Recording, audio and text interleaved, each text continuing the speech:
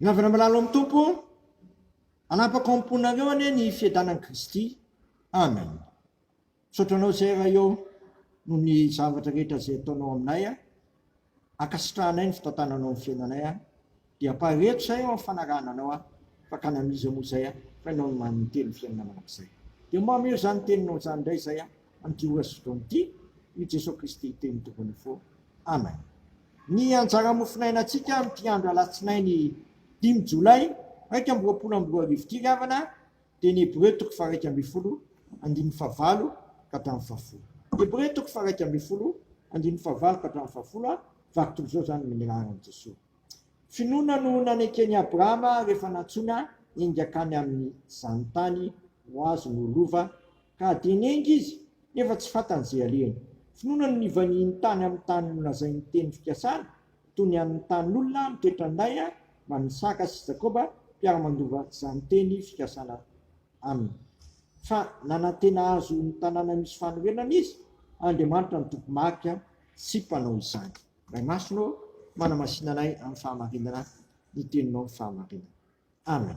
Andriamanitra no toky marika sy mpanao izany. Zany ravana no teny fikasana ataon'Andriamanitra antsika. Andriamanitra mihitsy no toky marika sy mpanao izany ka tokony tsy ekeka sika amin'ny teny fikasana sy teny fampanantenana men'Andriamanitra sika. Ka eo anatrin'izay mila mamaly ny antson'ny tompo sika, mila malaiky zay fandaharana eo tsika ary tokony tsy ekeka an-trano fa tokony hibanjana an' Jesosy Kristy ilay tompony finoana sy mpanefa azy. Abrahama sy Jakoba ary Isaka dia tena nandeha tamin'ny finoana tokoa fa tsy nandeha tamin'ny fahitana.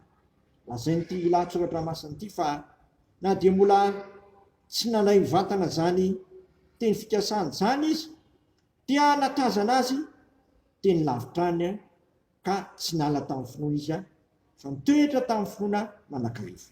Hitantsika zany eto amin'ity Hébreu 1:20 andiny fahasivany telopolo ity mikasika ireo olon'ny finoana hoe reo rehetra ireo na dia efa nahazo laza tsara no finoana azy dia tsy mba nandray ny teny fikasana. Tsy mbola nandray ny teny fikasana izy fa mbola nino sy nanantena na dia mbola tsy hitany azy zany dia ninony sy natokiny. Ary ianao koa amporosiny ianao mba hanana zany tempinoana zay nananan'ireo olon'ny finoana zany, satria ambara-pahatonga n'izany fepitaony zany matsy dia mbola tian'Andriamanitra sika rehetra ho tonga amin'ny finoana avokoa. Zany no antony'ity loha hevitra vaovao zay mba jenontsika amin'ity volan'ity dia hoe miorena amin'ny antson'ny tompo. Tsika izay manana finoana ary dia tokony orina tsara amin'ny antson'ny tompo sy manatanteraka ny baikin'izany antson'ny tompo zany satria tsy mitsahatra maningika antsika izy sy mitaona antsika mba taona ny olona rehetra ao aminy, satria satrin'Andriamanitra tsika rehetra matonga ao amin'ny avokoa. Ary izay ny voalaza eto hoe tsy atao ho tanteraka ireo raha tsy efa mbio avokoa isika. Aiza misy an'izany? Hébreu 1:20 ery amin'ny 9:20. Tsy atao ho tanteraka ireo raha tsy efa mbio koa isika. Koa tsy mitsahatra miantso anao, miantso antsika rehetra ny tompo. Tsy manery izy koka ny tsofintsika tsy lany tanovana fandray tsara ary tena ho lasa pakompoa zany antson'ny tompo zany ka anaiky ho hirany sy anaiky ambabolona anaiky ho azy. Tsy mora nefa zany fa mila mangataka amin'ny fanamasana mandrakariva ary mila mampitetra amin'ny fehitsoana ao anatsika ka nanantsika fahavononana sy fanolora-tena ho an'Andriamanitra isan'andro anandro. Dia tolory ny tenanao fanatitra velona entina hanaovana ny sitrapon'Andriamanitra sy hanambarana ny fitiavan'Andriamanitra amin'ny sehatra rehetra zay misy sy misy anao naiza anao vinavina. Amen.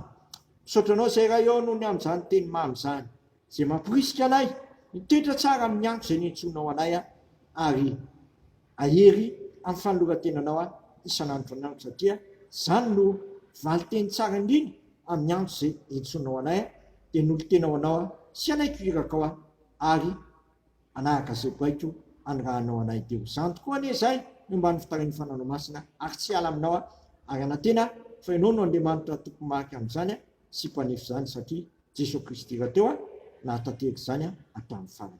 Dia mindandra sy mitalao mandrakariva ny fanombanao anay zay sy ny fitarilalanao anetsaka avy mbany fitariany fananao masina.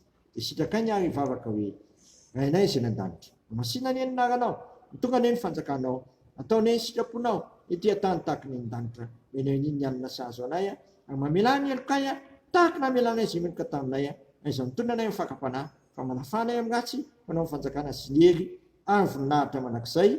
Amen.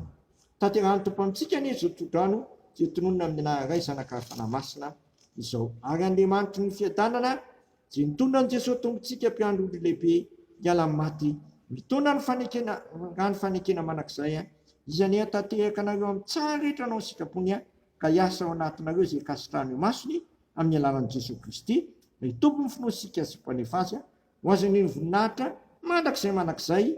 Amen. Voninahitra ny eo an'Andriamanitra rery ihany amin'ny anaran'ny Ray sy ny Zanaka ary ny fanahy masina. Amen.